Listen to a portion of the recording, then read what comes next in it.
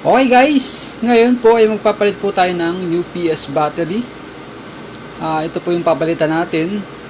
Ang brand po nito is ProLink. Ang model po is PRO 903-WS. So ngayon, pinatay na po natin to, then tanggalin po natin yung sa normal outlet.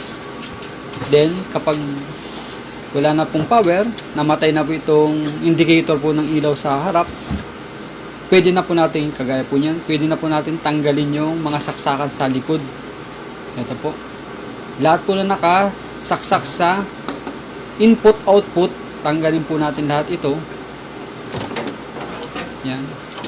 So karaniwan po kasi sa mga UPS is mga 1 year pwede na po siyang palitan ng battery, lalo na kung ganito pong gamit na gamit talaga siya everyday. Ayun, so guys, ito na po. Ganito lang po yung itsura ng likod niya. So yan, pinakailalim po niya, yung screw po ito. Then sa gilid po, sa side niya is 3 screw lang po ito. Magkabila po yan, 3 screw. Sa kabila, ganun din.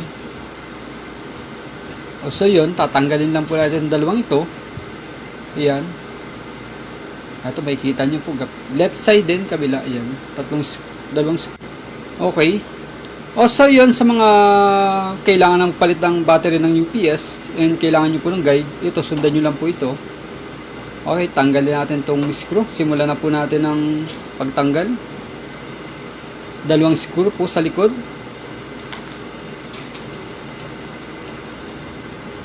Madali lang naman pong palitan ng battery itong mga ganitong klase ng UPS is 6 na battery lang po ang laman po nitong ganitong UPS. Is napakadali lang palitan. Wala pong kahirap-hirap. Tanggalin po natin screw sa side. 3 screw to. Yan tinuro ko po kanina. Okay. Unahin lang po natin itong kabilang side. Tanggalin po natin yung 3 screw. So napaganda rin po talaga na may UPS sa mga computers, dahil kapag nag-blackout, hindi mamamatay yung mga computers natin kasi gawa ng UPS. Yan po yung purpose nun. Kailangan na may maintenance din po natin to, ang itong UPS. Okay, dito lang po tayo sa kabilang side. Tanggal na rin po natin. Same lang din po sa kabila. 3 screw.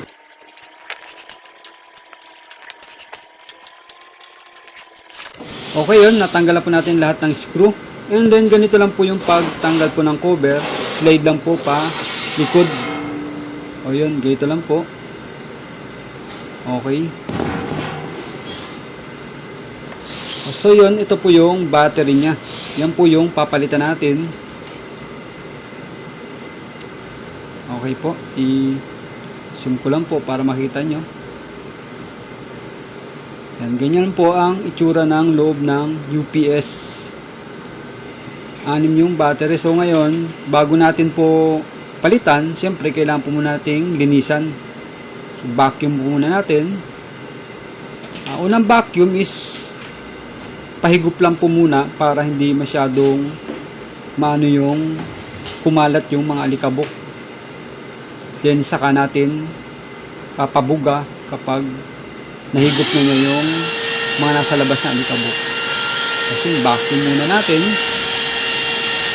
Kita nyo, hindi na talaga maiwasan yung itong dumi sa loob kasi gawa nung pan niya, may exhaust pan siya. Yung ibang pan kasi niya is pahigop din.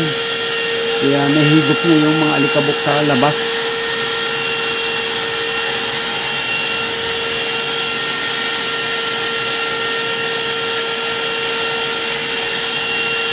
So yun, binaklas na rin lang natin, palitan natin battery, sama na rin ang linis.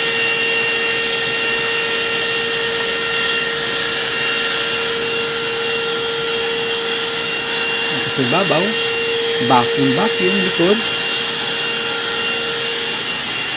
Okay. Yung saka natin babubugahan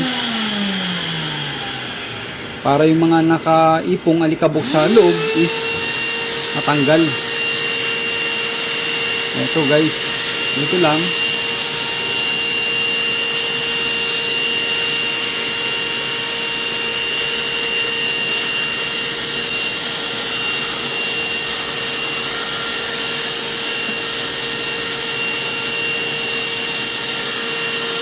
Okay. Okay, ito na. Malinis na to. Then pwede na nating simulang palitan ng battery. So, yun. Alright. Then, pahiga muna natin tong UPS para matanggal natin ng maayos. Okay. Dito sa mga connection is hindi naman tayo malilito na dito kasi dalawang klase lang naman to is negative and positive. So itong black, red, yan, positive.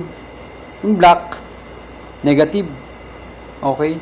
So ganyan lang po ang pagkaka-connection niya. Yan, magkakadugtong lang. So pag nilagay natin yung battery niya, ganyan na po talaga yung setup niya. Yan, dalawang to. Mga battery na to. Yan. So, una muna natin tatanggalin ngayon is yung bracket. Etong bracket na to. Yan.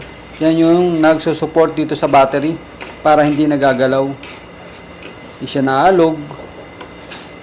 So, yun. Ito yung kailangan natin munang tanggalin. Etong, dalawan lang po itong bracket na to. And tig-apat po na screw. So, unahin muna natin itong taas. Okay.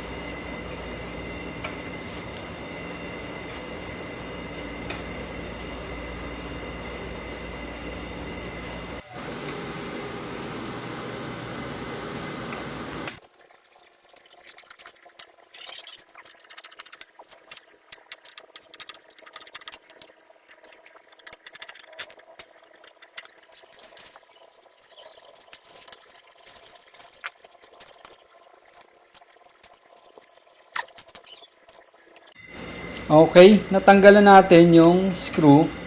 Then ang pagtanggal nito is hatakin natin ng konti pababa kasi yun yung design ng bracket niya. Yan, ganito lang. Saka siya matatanggal. Ayan. Same lang din dito sa isa. Pabalang natin. Yun. Okay. Then dito, sa pagtanggal ng connection ng battery sa negative positive, ginagamitan ko ng flat screw. Ito. Medyo alalay lang naman, hindi naman siya totally talagang pupukpukin mo ng malakas. Para lang kumawang siya at madaling tanggalin. Yun lang yung diskarte ko dito para madaling matanggal. So yan, isa-isay natin itong tanggalin. Yan. Okay, di naman nakakalito yan. So, pag pinalitan natin battery, is ganyan din yung magiging yung pagkaka-arrange ng battery niya. So,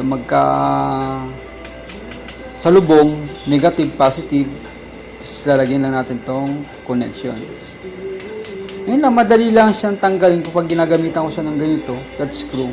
O yun, sa mga magpapalit ng battery dyan, nito, makakatulong sa inyo. Sundan nyo lang. So yan, tanggal na lahat.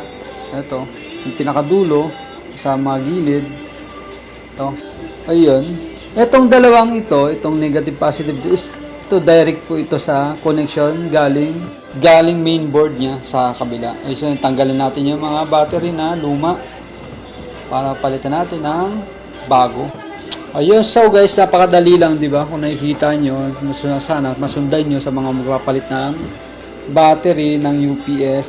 Ito, Rolink, ang brand. So yun, natanggal na natin lahat. Then, lagyan natin yung bagong battery na. Ito po yung bago niyang battery na ating ilalagay. Ayun guys, ito. Bagong bago to. Galing pa sa box.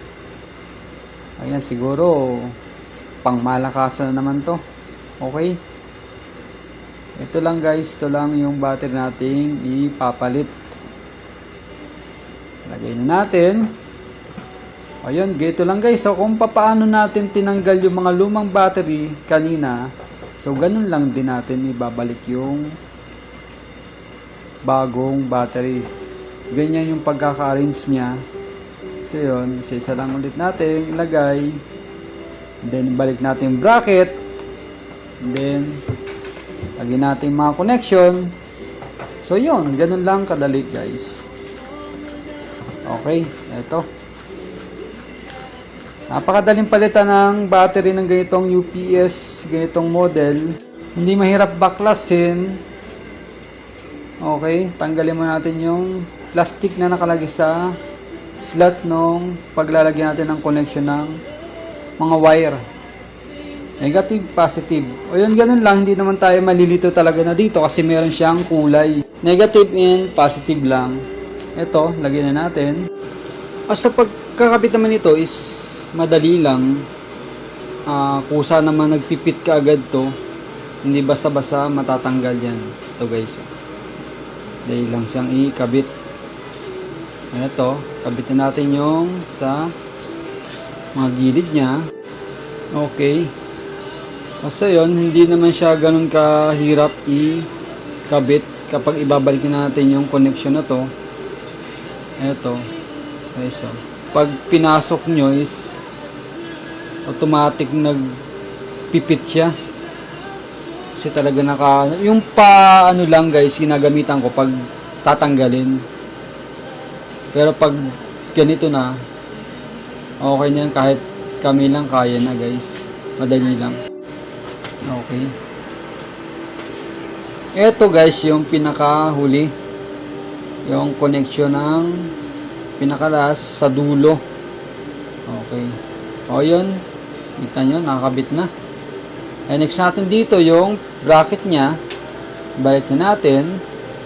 Etong dalawang to. Ganun lang din. Pasok natin to. Slot. Tapos medyo iangat natin. Okay. Ganun. Tapos screw natin.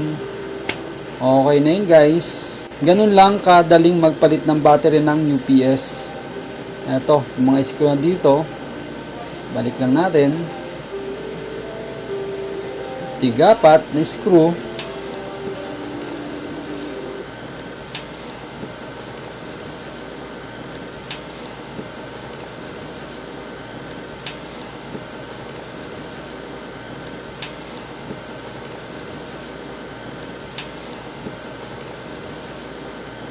So yun, okay na guys. Then, itay na natin tong UPS. Nagawa na natin lahat. Napalitan na natin ng bagong battery. Naibalik na natin yung bracket. And ngayon, cover na lang yung ibabalik natin. Then, pwede natin isaksak para matest natin kung goods yung pagpapalit natin ng battery. So yun. Balik natin yung case nya. Ganun lang din. So kanina, yung pagtanggal natin is slide palikod, ngayon naman is paharap.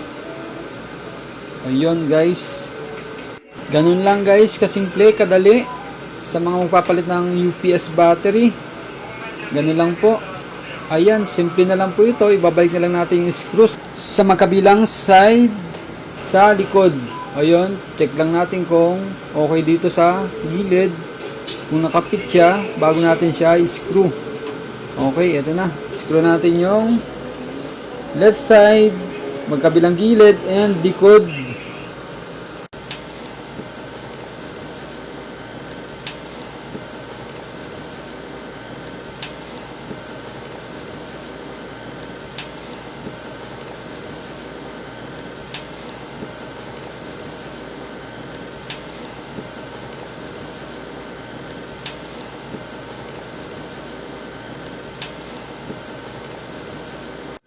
Ayun guys, tapos na tayo. And then, ngayon, balik natin yung sa power niya.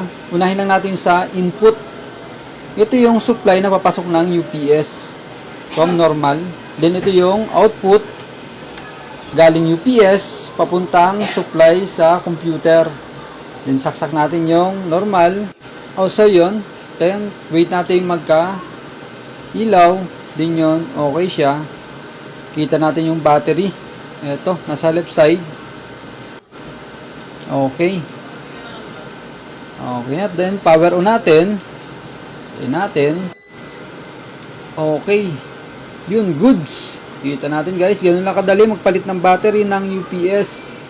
Sa mga magpapalit dyan, ito po guys, pwede nyong sundan. And pakishare na rin po itong video para makatulong din po sa iba.